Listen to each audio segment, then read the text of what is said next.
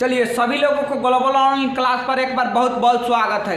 तो आज हम लोग जिसके बारे में बात करेंगे, जो भी बच्चा 2024 में मैट्रिक और इंटर का एग्जाम देने वाला है उनके लिए ये वीडियो सबसे ज़्यादा महत्वपूर्ण है।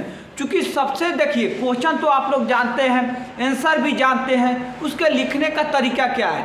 सबसे पहले एग्जाम में जाएंगे तो क्या करेंगे, एग्जाम से पहले क्या करेंगे, एग्जाम जब जिस समय कॉपी जमा करना रहता है उस समय क्या करेंगे, कॉपी में कैसे कैसे उत्तर देंगे, किस किस पेन से लिखेंगे, आप लोग कॉपी को कैसे लिखेंगे ताकि जो जांच करने वाला है आपका कॉपी को सही सही जांच करे और पूरा का पूरा नंबर दे। इस सारे विषय के बारे में हम लोग पीछे बोर्ड पर लिखा गया है, सबके बारे में एक एक करके हम लोग समझेंगे। सबसे पहले यहाँ लिखा गया है कि कॉपी को साफ साफ लिखे। आप कोई भी आंसर लिख रहे हैं, कोई भी उसको साफ साफ लिखे, ऐसा लिखे कि अगर दूसरा कोई पढ़ रहा है तो उसको आसानी से पढ़ा जाए, पढ़ने में कोई दिक्कत ना हो। जैसे क्या होता है कि कुछ बच्चे तो आंसर तो लिखते हैं लेकिन उनका आंसर ही नहीं पढ़ाता है। देखिए अब कुछ लोगों का ये सर रहेगा कि सर मेरा राइटिंग ही नहीं बढ़ता है, तो मेरा हेड राइटिंग अच्छा नहीं है, तो ये है तो वो है। वो सब बात नहीं है। देखिए राइटिंग और हेड राइटिंग से मतलब वहाँ नहीं होता है। कम से कम जो चीज़ आप लिखे हैं वो चीज़ पढ़ा जाना चाहिए। अगर नहीं पढ़ाएगा तब आपका नंबर कटता है, लेकिन अगर चीज़ आपका पढ़ा जा रहा है तब आपका नंबर नहीं कटता है। हेड राइटिंग पर ही हाँ थोड़ा सा तो नंबर का इधर उधर रहता है, नंबर थोड़ा सा वेरी करता है। तो सबसे पहले आप यहाँ पर कोशिश कीजिएगा कि जो भी आंसर दे, जो भी उत्तर दे और स्पष्ट शब्दों में दे, ताकि वहाँ पर दिखाई दे, जो चेक करने वाला है उसको चीज़ें दिखाई दे कि क्या लिखा है, नहीं लिखा है और किस प्रकार से लिखा है। दूसरा नंबर में है पुराने कलम का उपयोग करिए। देखिए नया पेन में क्या होता है, जिस पेन से आप लिखते हैं, हमेशा से जिस पेन से आप लिखते हैं सबसे पहले आप उसी पेन से लिखिए। दूसरा इसमें नहीं कि हाँ हम 3 रुपये वाला पेन से लिखते हैं तो 5 रुपये वाला पेन से एग्ज़ाम देने जाएंगे, ऐसा बात नहीं है। या 5 रुपये वाला पेन से लिखते हैं तो 20 रुपये वाला पेन से एग्ज़ाम देने जाएंगे चूँकि एग्ज़ाम है, ये सब बात नहीं है। जिस पेन से आप लिखते हैं उसी पेन से आप एग्ज़ाम में भी लिखिए। क्योंकि देखिए क्या रहता है कि आप जिस पेन से पहले लिखे हैं अगर उसी पेन से एग्ज़ाम देने जाइएगा तो वहाँ पर क्या होगा, वो तो आपका पहले से प्रैक्टिस बना हुआ है कि हाँ भाई हम इसी पेन से लिखते हैं तो इसी पेन से एग्ज़ाम देंगे तो ज़्यादा आसानी रहेगा। क्योंकि देखिए जो चीज़ आप पहले अनुभव कर लिए रहते हैं उस चीज़ वो काम को करना आपको आसान रहता है। अब मान लीजिए आप 3 रुपये वाला पेन से लिखते थे पहले, अब यहाँ पर 5 रुपये वाला, तो वो आपके हाथ में नया रहेगा। वहाँ पर मान लीजिए आप जैसे ये लिखते हैं तो वो ये जिस प्रकार से आप पहले लिखते थे वो उस प्रकार से नहीं, थोड़ा सा उसमें ज़रूर चेंजिंग हो जाता है। इसीलिए हम सारे लोगों को यही सलाह दिया जा रहा है कि जिस पेन से आप पहले लिखते हैं वही पेन से लिखिए। और यहाँ पर एक और लाइन में लिखा गया है कि आप पुराने पेन का यूज़ कीजिए। देखिए नया पेन जब खरीदते हैं और तो नया पेन का जो ये नीब रहता है, आगे का जो बॉल रहता है वो घिसा हुआ नहीं रहता है। तब घिसा हुआ नहीं रहता है तो आप किसी भी पेज पर लिखिएगा तो वहाँ पर घर्षण करेगा, यानी रुखड़ापन वहाँ पर उत्पन्न होगा, तो वो कलम सही नहीं चल पाती है। उसको 2-3 दिन चलाइए, 2-3 दिन चलाने के बाद तब लिखिए, तब वो अपना स्पीड पकड़ता है कलम।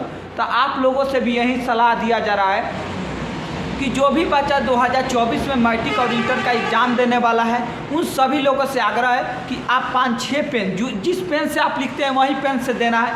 आप 5-6 पेन का व्यवस्था कर लीजिए और उस पेन को सब क्या मतलब 4-5 पेज लिख दीजिए। 4-5 पेज लिख देने से क्या होगा कि सारे पेन का आपको घर्षण खत्म हो जाएगा। जब घर्षण खत्म हो जाएगा तो आपको लिखना आंसर देना आसान रहेगा। जैसे आप चलाते थे वो कलम का स्पीड बना रहेगा। तो क्या करना है कि नया पेन तो खरीदना ही है, लेकिन उसको चलाकर पुरान कर देना है। 2-3 दिन उसको लिख लेना है ताकि उसका घर्षण जो है आगे नीब का घिस जाए, जिससे वो कलम फास्ट चलना शुरू करे। तो सबसे पहले पुराने पेन का यूज करना है, क्योंकि जब लिख लीजिएगा तो पुराना हो ही जाएगा। उसके बाद है कि नीला और काला, यानी ब्लैक और ब्लू, 2 ही पेन का यूज करना है। ब्लैक और ब्लू पेन के अलावा आपको तीसरा किसी भी प्रकार के कलम का यूज नहीं करना है। या तो करना है तो ब्लू से, या तो करना है तो ब्लैक से। नहीं तो ब्लू और ब्लैक दोनों आप यूज कर सकते हैं। हम बताएंगे कि ब्लैक और ब्लू से किसका आंसर दिया जाएगा, ब्लैक से उसमें क्या काम है, यानी ब्लू का क्या काम है और ब्लैक का क्या काम है आगे बताया जाएगा। लेकिन कोशिश कीजिए कि आप ब्लैक और ब्लू सिर्फ 2 ही पेन का यूज कर सकते हैं। इस 2 पेन के अलावा आप किसी पेन का यूज नहीं कर सकते हैं। चूँकि बोर्ड के द्वारा भी ये चीज़ बताया गया रहता है कि परीक्षार्थी जो है केवल ब्लू और ब्लैक पेन का ही यूज कर सकता है, इसके अलावा कोई पेन का यूज नहीं कर सकता है। उसके बाद अगला में बोला गया है कि अपने जगह को अच्छी तरह से जांच लें। देखिए, जब आप एग्ज़ाम देने जाते हैं तो मान लीजिए आपका एग्ज़ाम सेकेंड सीटिंग में और जो फर्स्ट सीटिंग में एग्ज़ाम देने गया है वो मान लीजिए कहीं चीट पुर्जा ब्रेंच के नीचे घुसा दिया है और आप गए वहाँ पर बैठ गए और देखे नहीं, तब तक कोई आया चेक इन में और देख लिया चीट पुर्जा तो बोलेगा कि हाँ आप ही धरे हैं। तो इसलिए आपको ये सलाह दिया जा रहा है कि जब आप एग्ज़ाम देने जा रहे हैं तो उस समय क्या कीजिए कि आप अपने आसपास देख लीजिए कि कोई चीट पुर्जा तो नहीं है, कोई ब्रेंच में घुसाया तो नहीं है। अगर है तो वहाँ पर जो टीचर रहते हैं, जो शिक्षक रहते हैं, उनको कहिए कि हाँ सर ये चीट पुर्जा है, उनको दे दीजिएगा, वो अपना बाहर कर देंगे। तो अच्छी तरह से अपने आसपास ये चीज़ों का ख्याल रखिए और इसको देख लीजिए। उसके बाद है कॉपी को अच्छी तरह से जांच ले। जैसे क्या है कि आपके कॉपी तो मिलेगा, मान लीजिए उसमें 31-32 पेज शायद रहता है, हाँ 32 पेज रहता है। अब मान लीजिए कि उसमें कोई पेज, देखिए कॉपी तो छपाई हो रहा है, तो देखिए छपाई हो रहा है तो उसमें कुछ भी हो सकता है। मान लीजिए कॉपी फटा ही है, तब क्या कीजिएगा आप लोग, तब पहले उसको अच्छी तरह से जांच लीजिए कि हाँ पेज हमारा सही है कि नहीं है। जो ऊपर का आपका नाम, एड्रेस, जो ये सब लिखा रहता है, स्कूल का एड्रेस, ये सब चीज़ें है कि नहीं है, आपका कॉपी है कि नहीं है, इसको अच्छी तरह से जांच लीजिए। जब इस सारे चीज़ को जांच लीजिएगा, सारे चीज़ से संतुष्ट हो जाइएगा, तो उसके बाद है कि भरने वाला पर विशेष ध्यान दिया जाए। देखिए यहाँ पर जैसे आपका रोल नंबर, रोल कोड, आपका सेंटर का नाम, कुछ और सिग्नेचर भी रहता है, ये सब एक चीज़ भरना रहता है आपके कॉपी में, तो इस पर आपको विशेष ध्यान देना है। देखिए अगर मान लीजिए आपका सारा उत्तर सही है लेकिन आप भरने वाले में कुछ गलती कर दिए, तब तो आपका रिजल्ट नहीं आएगा, तो सब लिखा हुआ सारा बेकार चल जाएगा, कोई काम नहीं आएगा, सबका सब बेकार चल जाएगा। इसीलिए हम आप लोगों से कह रहे हैं कि भरने वाले पर विशेष समय दीजिए। देखिए आपको 3 घंटा 15 मिनट का समय दिया जाता है। ये 15 मिनट जो होता है ये अतिरिक्त समय यानी एक्स्ट्रा समय आप लोगों को दिया जाता है, इसी सब चीज़ के लिए दिया जाता है कि आप अच्छी तरह से उसको भर लें, आप अच्छी तरह से उसको जांच लें कि हाँ हमारा सब चीज़ है कि नहीं है। आप उसको सारे चीज़ को, एक एक चीज़ को बिंदुवार आप देखिए, एक एक कॉलम को देखिए। अगर वहाँ पर नहीं आपको समझ आ रहा है, वहाँ पर शिक्षक है, उनसे कहिए कि हाँ सर हमें ये चीज़ें समझ नहीं आ रही है, आप आइए और बताइए। वो आपको आएंगे और बताएंगे और पूरा भरपूर हेल्प करते हैं, डरने की कोई बात नहीं है। तो भरने वाले में विशेष ध्यान देना है, एक एक चीज़ देखिए। ऐसा नहीं कि हाँ मान लीजिए आपका रोल नंबर याद है तो याद से भरेंगे, बिल्कुल ये काम नहीं करेंगे। आपका वहाँ पर एडमिट कार्ड रहेगा, एडमिट कार्ड उठाइए, देखिए वहाँ पर 2 है कि 3 है कि 4 है, उस एडमिट कार्ड से देख के भरने में आपको क्या जा रहा है, मात्र 2 मिनट का समय लगेगा। अगर वहीं 2 मिनट के चलते आप गलती भर दे रहे हैं तब तो सारा का सारा आपका बेकार हो गया, कोई काम का नहीं रहेगा, और काम का नहीं रहेगा तो आपका रिजल्ट भी नहीं रहेगा। अब उसमें मान लीजिए उसमें लिखना भी रहता है और भरना भी रहता है। अब मान लीजिए लिखने के लिए लिख दिए, भरने के लिए भर दिए, पता लगा कि भरना था आपको 6, भरा गया है 5, अब उसको फिर व्हाइटनर लगाइएगा, उस जाएगा कंप्यूटर में चेक होने, मान लीजिए कंप्यूटर में लोड नहीं होगा, हो जाएगा आपका रिजल्ट पेंडिंग, हो गया, सारा खालक यहीं पे बिगड़ जाएगा। तब भरने वाले में विशेष ध्यान देना है। विशेष ध्यान में क्या देना है कि आपका roll number, roll code, set number सही भरें। देखिए रोल नंबर सही भरना चाहिए, बिल्कुल रोल नंबर तो कभी गड़बड़ ही नहीं होना चाहिए। उसके बाद रोल कोड, जो आपका स्कूल का कोड होगा वही रोल कोड होता है, वो आपका सही भरना होना चाहिए। और सबसे ज़्यादा जरूरी इसमें है बाबू आपका सेट। जैसे आपका ए मिला है क्वेश्चन कि बी मिला है कि सी मिला है कि डी मिला है, 10 तक रहता है ना जे तक, उसमें आपका ABCEFG कौन है आपका, वो आपको भरना है। अगर मान लीजिए आपको ए मिला है, गलती से आप बी भर दिए, अब तो आप ए के अनुसार सारा आंसर दिए हैं जबकि उसमें भरा गया है बी। अब सारा जितना भी आप ऑब्जेक्टिव बनाए हैं सबका सब आपका गलती हो जाएगा, क्योंकि सेट बी के अनुसार वो आंसर चेक होगा। आप सेट ए के अनुसार वो बनाए हैं तो किसी काम का रहा नहीं रहा। तो सबसे पहले ये सेट को तो बाबू बिल्कुल ही, क्योंकि आपका जो क्वेश्चन मिलता है उसी क्वेश्चन के ऊपर एक खंड में लिखा रहता है कि ए है कि बी है कि सी है, वही सेट को यहाँ पर भरना रहता है। उसके बाद है कॉपी में अनावश्यक चीज़ें ना लिखे, कॉपी में अनावश्यक चीज़ें ना लिखे, कोई भी बाहरी चीज़ नहीं लिखे। जैसे मान लीजिए अगर मैथ का एग्ज़ाम है तो उसमें मैथ से ही रिलेटेड सारा चीज़ देखिए ना, अगर हिस्ट्री का एग्ज़ाम है, अगर मान लीजिए आपका साइंस का ही एग्ज़ाम है, संस्कृत का ही एग्ज़ाम है, हिंदी का एग्ज़ाम है, तो उसमें जो क्वेश्चन से रिलेटेड चीज़ें है वो चीज़ें लिखिए, उसमें बाहर का बात नहीं। कुछ लड़कों का ये रहता है कि वो गाने लिख देगा और उसी में एक से एक लोल पहुँचता है सब। कोई भोजपुरी गाना लिख देगा, कोई शायरी ये लिख देगा। रे गधा, वो एग्ज़ाम है कि गाना लिखने वाला वो नचनिया बजनिया का खेला चल रहा है कि वो चीज़ लिखेगा। तो ये चीज़ें ध्यान देना है, उसमें शायरी और गाना ये सब चीज़ें नहीं लिखना है। कुछ दिन पहले इसमें वीडियो भी वायरल हुआ था कि कोई गाना भी लिख दिया था। अभी हाल फिलहाल में सेंटअप एग्जाम चल रहा है, उसमें कुछ लड़का था जो सारा का सारा शायरी भरा था, उसका भी वीडियो वायरल हुआ था। तो इस प्रकार के काम कॉपी में नहीं रहना चाहिए।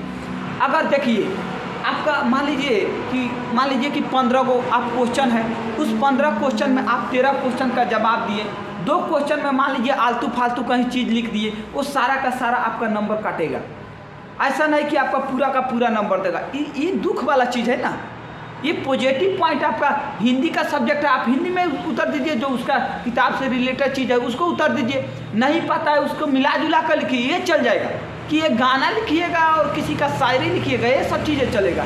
तो कॉपी में कोई भी अनावश्यक चीज़ें नहीं लिखना, आलतू फालतू का एक भी चीज़ नहीं लिखा होना चाहिए, तब भी जाके आपका पूरा का पूरा नंबर मिलेगा।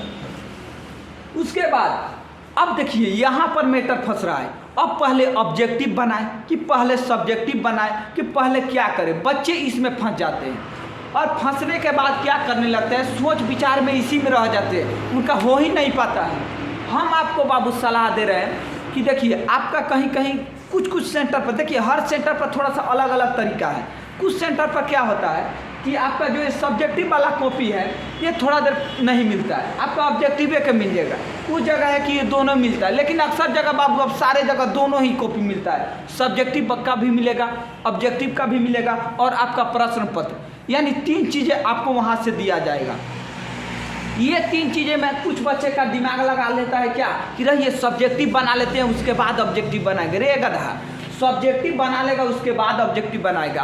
कहीं कहीं सेंटर पर ये उल्टा काम होने लगता है। उल्टा काम इसलिए होने लगता है कि कहीं कहीं क्या होता है कि 1 घंटा बाद आपको OMR माने छीनने लगता है, सब OMR लेने लगता है सब। अब बताइए आप सब्जेक्टिव के फेरा में पड़ गए, तब तक कोई आया ऑब्जेक्टिव का OMR लेने लगा। अब ऑब्जेक्टिव आप बनाइए नहीं किए हैं, तो वहाँ पर क्या कीजिएगा, कुछ नहीं कीजिएगा। तो सबसे पहले आप ऑब्जेक्टिव को बनाना लीजिए।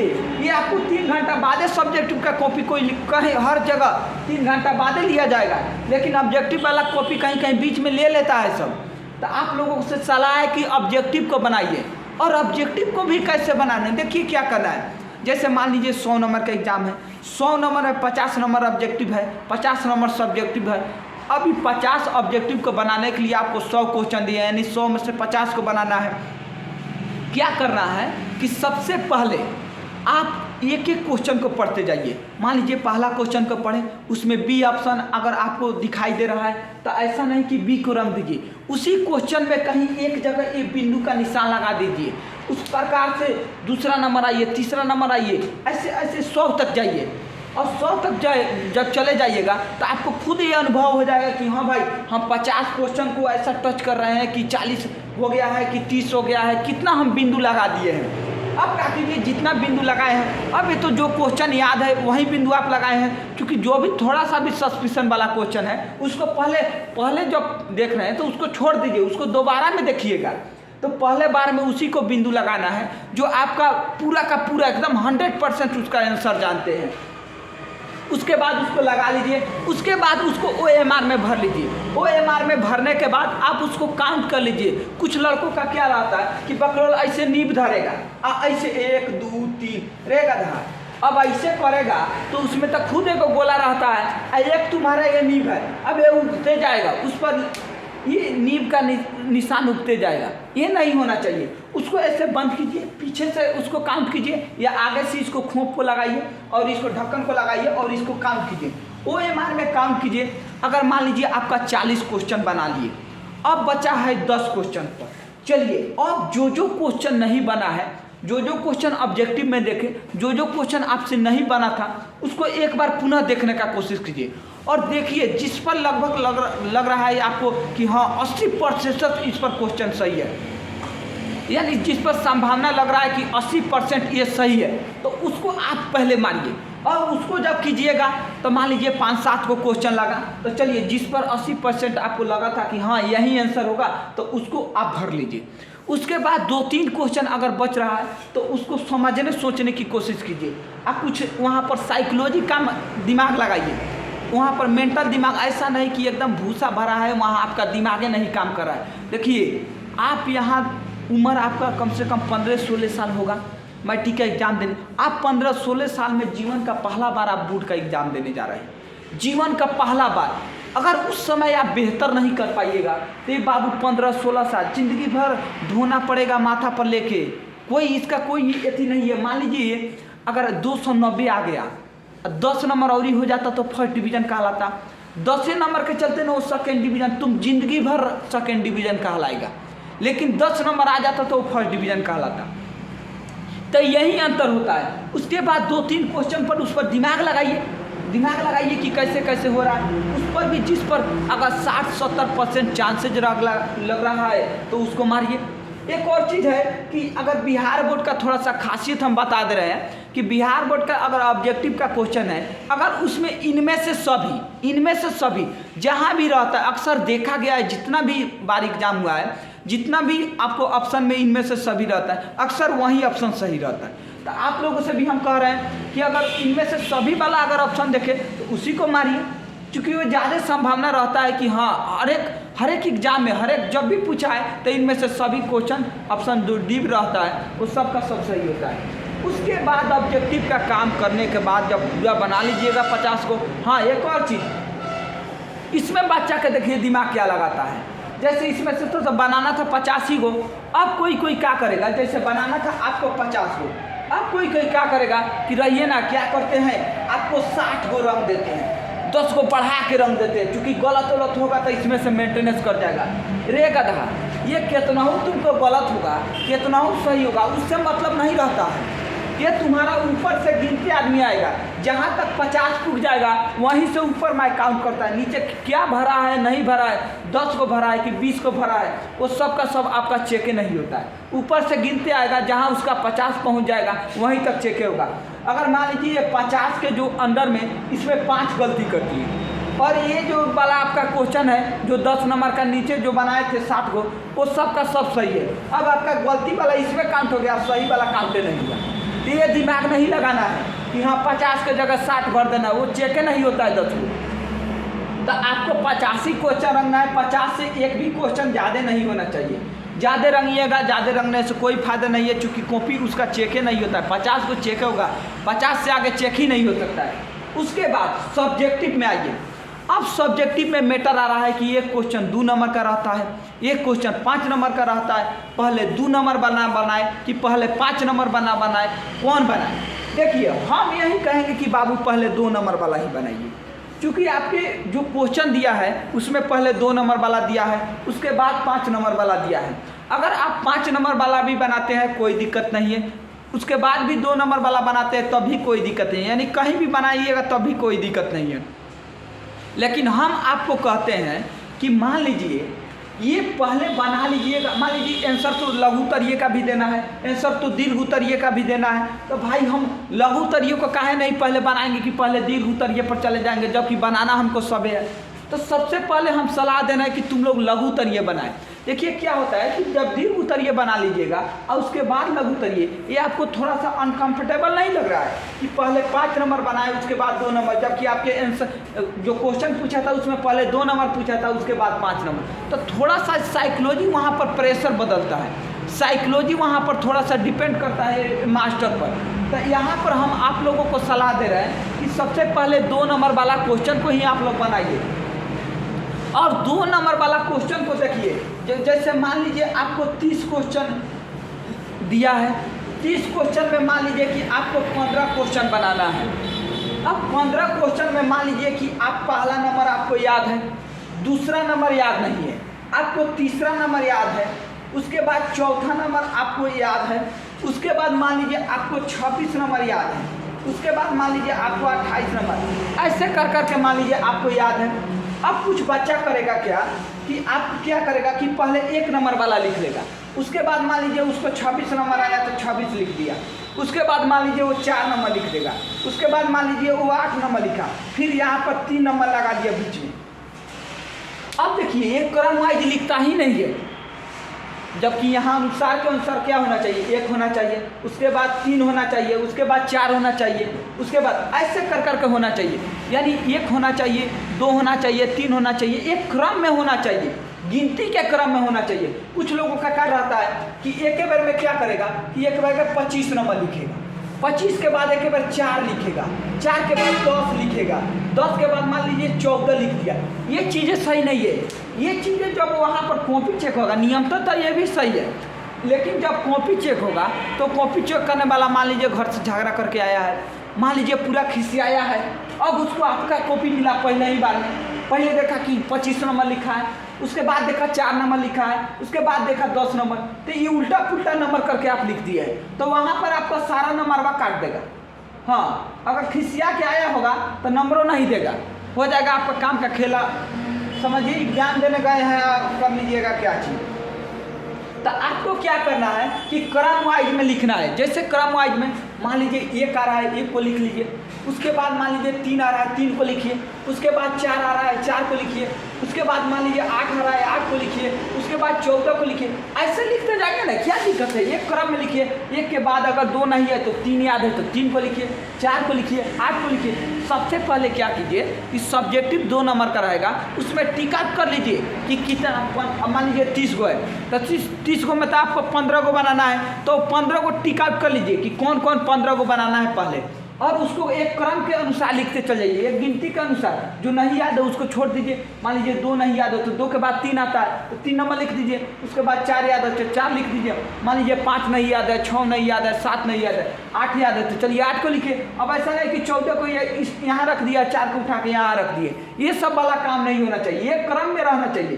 क्रम में रहेगा तब जाके सही चीज़ें रहेगा। उसके बाद दीर्घ उत्तरीय में भी आइए, दीर्घ उत्तरीय में भी वैसा ही देना है। दीर्घ उत्तरीय में भी आपको क्रम वाइज ही लिखना है, प्रश्न को हमेशा क्रम वाइज ही लिखिए। उसके बाद यहाँ है कि लघु उत्तरीय को लगभग कितना लाइन में आंसर दें, दीर्घ उत्तरीय को लगभग कितना लाइन में आंसर दें। तो लघु उत्तरीय को आपको कम से कम 3 से 4 लाइन में आंसर देना, कम से कम 3 से 4 लाइन में, जबकि दीर्घ उत्तरीय का कम से कम 8 से 10 लाइन में आंसर देने का कोशिश कीजिए, 8 से 10 लाइन में, तब जाके आपका पूरा का पूरा नंबर मिलेगा। ये जितना भी बात बताए, अगर ये सब बात दिमाग में ख्याल में रहेगा तब जाके होगा। अब यहाँ पर हम लोग नेक्स्ट वीडियो में थोड़ा सा और वीडियो लेके आएंगे, उसमें ये चीज़ें हम लोग बताने का कोशिश करेंगे कि मतलब इसको लिखना कैसे है। जैसे यहाँ लघु उत्तरीय का प्रश्न है, इसको आंसर कैसे देना है, दीर्घ उत्तरीय का प्रश्न है, उसको आंसर कैसे देना है, जो क्वेश्चन नहीं याद है उसको कैसे आंसर बना कर देना है, ये सब बात हम लोग नेक्स्ट वीडियो में लेकर आएंगे। तब तक के लिए इतना ही रहने दीजिए, और जो जो बात बताया गया है इस सब बात पर आप लोग केयरफुली ध्यान दीजिए।